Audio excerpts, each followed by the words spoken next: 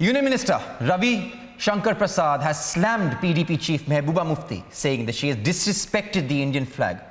Ravi Shankar Prasad slammed Mufti for her demand for a separate flag of Jammu and Kashmir, adding that the people of Jammu and Kashmir are happy with the development work in the Union territories. Take a look.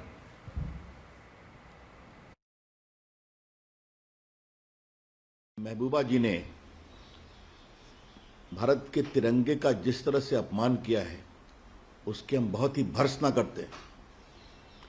उनका यह कहना कि जब तक जम्मू कश्मीर का झंडा दोबारा बहाल नहीं होगा 370 के द्वारा, तब तक हम भारत का झंडा नहीं लहराएंगे। इससे बड़ी तो कोई आपत्तिजनक बात हो नहीं सकती है। भारत का झंडा तिरंगा देश का झंडा है। जम्मू कश्मीर भारत का अंग है, अविभाज्य अंग है।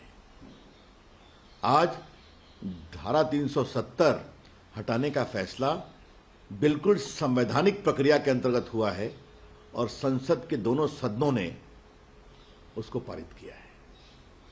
और आज जम्मू कश्मीर में सुशासन है, अच्छा काम हो रहा है, आतंकवाद के खिलाफ सख्त कार्रवाई हो रही है, वहां लोग खुश हैं।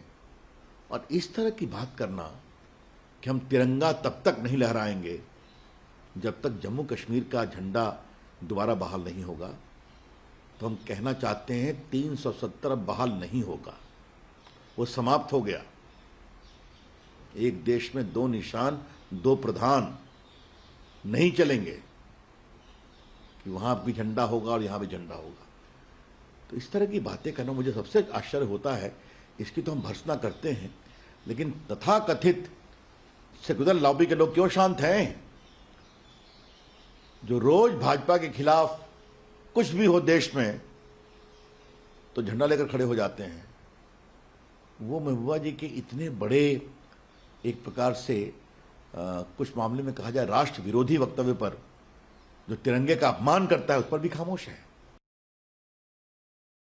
The first question that should be asked of her is that on the one hand she claims to be the so-called mainstream politician of India, and on the other hand she has reservations in carrying the tricolor, which happens to be the national flag of India.